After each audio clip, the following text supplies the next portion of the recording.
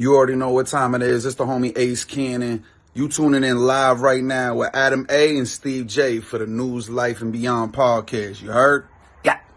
Yo. Welcome to another episode of News, Life, and Beyond. I got my boy, DJ MaszV, Entertainment. Who you with? Ace Kannon. In the building tonight. Ace Kannon is a floater. He wasn't supposed to be here, but his love was so much. I'm here to support. He graced us with this. DJ MaszV right here, MaszV ENC. Always working. Always working. Yeah. Appreciate you guys giving me your platform to talk some shit. So you know what I mean? We appreciate you finding the time to come do this because we know you're always working. Yeah, that's always I got ambitions, man. I got dreams, man, and dreams that's turning into reality, man. We can see it. We can see it. We see the hard work all the time. Yeah, I get excited when I start to get moving in motion, and I know what I got going on, and I'm just looking at everybody doing their own thing, and I'm like, wait till I drop this. Yeah. Wait till I drop this flyer. Wait till I drop this. So yeah, I got a lot of things in motion. All right, well, let's get into something then. Where did you grow up at? All right, first and foremost, grew up in Hartford. Shout out to all my people out in Hartford, all my sisters, my brothers that's still out there. Pick up Hartford. Yeah, originally born and raised all over the place in Hartford. Born in Stowe Village. My mom got sick, so I ended up in foster care. So shout out to all the projects. All right, Martin Luther King Project, I lived there. Shout out to y'all, right? The square, it ain't the square no more, but it's still there. You know what I'm saying? Shout out to Nothing Court, because that's where I used to go get all my cane from. Shout out to the plug. What you call it?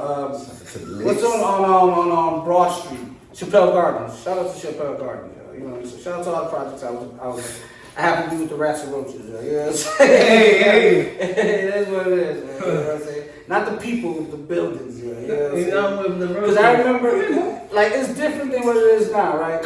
Anybody that lived in a lot of those places know what I'm talking about, or lived in, it was a constant fight, man. It was not only you fighting with, trying to survive, you gotta fight with the bugs and the animals to make sure your food ain't fucking, So yeah, it was, you know what I mean? But to be honest, I probably wouldn't change that because that made me the person I am today. You know what I mean? A lot of people say that, living in such a poverty life. Yeah. Some people always think, and work harder to get where they gotta go, And then, my mother, shout out to my mother, Paula Rivera, may she rest in peace. She always, even though she was sick and she couldn't raise me, she always was part of my life, you know what I'm saying, and wanted the best for me. And, I moved from Hartford, I moved to Manchester for a little bit. That was a whole different experience. That was really my first experience into dealing with, I already knew about racism and shit, you know what I'm saying? And here we talk about the early 90s, right? I'm moving, here's a kid that grew up in the streets, leaving the house at 9 o'clock in the morning, and I return back home to 10 o'clock at night. These people didn't give a shit where I was at, as long as I wasn't being a problem, right? To go into an area where it's majority white and you running into, it's real different when hatred comes to you. So shout out to Manchester for let me experience that and, help me, guide me through the bullshit, you know what I'm saying? And then from there I run out to Vernon.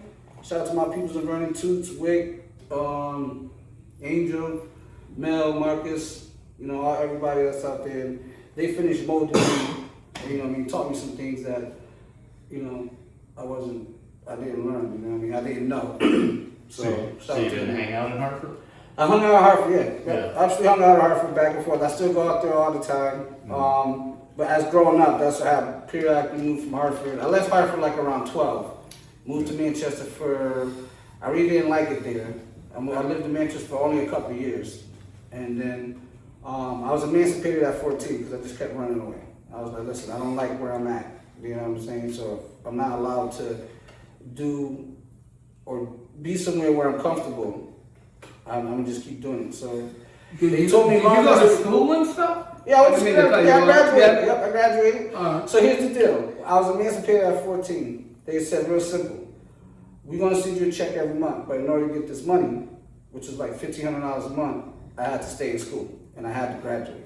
Yeah. So I just stayed in school and I graduated because I knew I was getting money and it was incentive for me to stay in school. But at the end of the day, rather than money or not, I think I would have stayed in school anyway because I knew I just didn't want to be stupid or dumb. Yeah. I wanted to make sure I knew how to read and write and all this. You know, I knew as a kid just by those experiences and shit that I knew I needed to have money in order to survive. So I needed to know how money worked and stuff like that. So I stayed in school, focused really on finances and stuff like that when I was in school, and figured out ways how to save money, how to make money, and do shit like that. So Where'd you get that from, though? from just not wanting to be broke, not wanting to be shopping at the thrift store where everybody's rocking brand new kicks, man. I'm telling you, these people have me shopping at thrift stores, rocking used clothes and used kicks and all kinds of stuff, man. Shout out to the thrift stores. Yeah, and that's why I'm not a fashionista now, bro. I look at my sneakers, and man, I don't even go crazy there, but you know what I mean? Shout out to my wife, she dresses me when I have to go out and do shit. She nobody can know what, you know what I'm saying? So shout out to her, yeah. I've never been one to care about like stuff like that. Yeah. You know what I mean? Material shit. Because at the end of the day, I hear everybody screaming out these names of all these clothes they wearing, and the only person you making rich is that person, bro. Yeah. That is it. Exactly. You don't have no contract with them to wear. So I don't even telling people what I'm wearing because they ain't paying me to tell them what I'm wearing. You know, so yeah. And I truly feel we as a people, just people period, be giving so much free advertisement to all these clothing people. It's insane. You know, and then they charging these insane prices. It's fucking even crazier. You know, so yeah. And they looking at us like, Man, once you give me a contract, once you start supporting MaszV Entertainment, bro, I'll definitely tell you what I'm rocking. I'll tell you where I got all my jewelry from. I'll tell you what I'm I wearing. used to drink McDonald's Cokes all the time. Steve said, damn, bro, we need to fucking get something from McDonald's. Word. I started getting on these. Advertise that. That's the Space Jam juice right there. Yeah, that's a real shit. Space Jam juice. So, I even thought so much as getting labels for the water bottles. Yeah. So you just put their label. that's News life beyond water. There you go. Back in with everything. We got a sponsor, fuck. Exactly, because that's what I'm doing now. I'm just looking like right now. I've been working the sponsorship angle with people and things like that. That's why you see a lot of movement going on too. I went to Maine to look for sponsorship and things like that. I'm a big person and I don't like telling you where I got my clothes from or what I'm doing because they're not paying. People thought I used to be like that all the time. People were like, yo, you crazy. I'm like, no, I'm not crazy. Because while you hear screaming Jordans and Levi's and everything, what they pay you to do that? Did they pay you to do that? Nah. Chicks ain't even comfortable anyways. Somebody, word. Yeah, on top of that. Once I start getting sponsorships and whatnot, then I'll start promoting other things. You know what I mean? Things like that. Yeah. So back to this emancipation thing. All right. I thought that was interesting because I've heard of it, but I'd never actually known of anybody. Yeah, I was emancipated at 14 years old. How was that? How'd you go through that? What was that process like? Because my mom was still alive, my mom's, even though she was handicapped, right? You know, she had a stroke when I was 2. She was paralyzed half her body. That's why she couldn't take care of me, right? But she was still mentally able to sign off on things like that. And my mother, once again, shout out to my mother. Ever since, when that time came, she has always told me, even to her passing, she's like, you are probably the only kid that I don't feel like I have to worry about. Because I was never really one to get in trouble, right? I got in trouble. Who doesn't get in trouble, right? But that wasn't my thing. I was very young and in tune with my situation, the poorness of the situation. And I was so inclined to get the fuck up out of that situation that I was like, yo, I'm going to do whatever it takes because I don't feel like this is, not that I have an extravagant lifestyle, but this can't be my lifestyle. And I can't, nobody around me, all these adults and shit, can't think like this shit's okay, bro. Yeah. So that's what drove me, seriously, just being poor. Just seeing other people around me with the kicks and everything. And I'm in a situation where I just can't even, felt like I couldn't do nothing until I started realizing, like, money-wise. I've always been keen about money, watching people make it or figuring out a way to make it. So I said, hey, I'm gonna do the same fucking thing because the situation I'm in just isn't it, yo.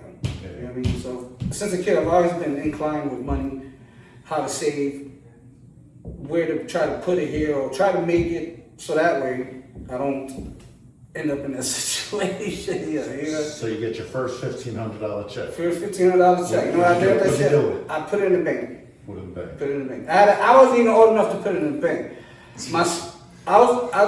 So as after I was emancipated, I moved out to Vernon. My sister Martha, shout out to my sister Martha. I moved in with her. Even though I was emancipated, I still wasn't 18 and stuff like that. So I needed some kind of adult supervision because I needed to sign off on checks and bank accounts. So I've been having a bank account since I first got my very first check.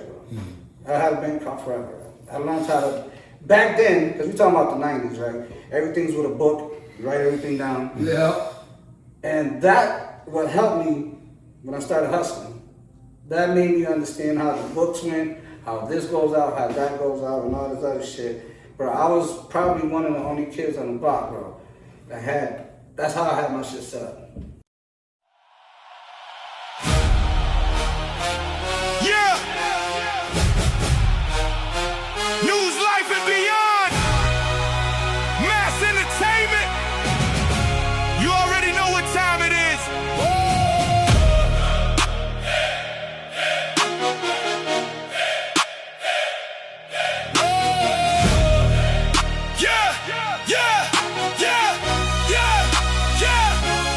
Came from the bottom, had to hustle for the spot. While they talked about dreams, we was making it hot. Late nights, no sleep, had to put in the grind. Now the whole team eating, yeah, the stars in the line. Every episode dropping, every camera on go.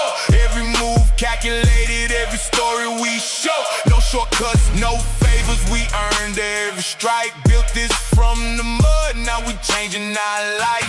Man's got the vision and LB got the voice. When the real ones connect, ain't no other choice. Got the city standing up, got the movement on fire. Every year getting bigger, every level going higher.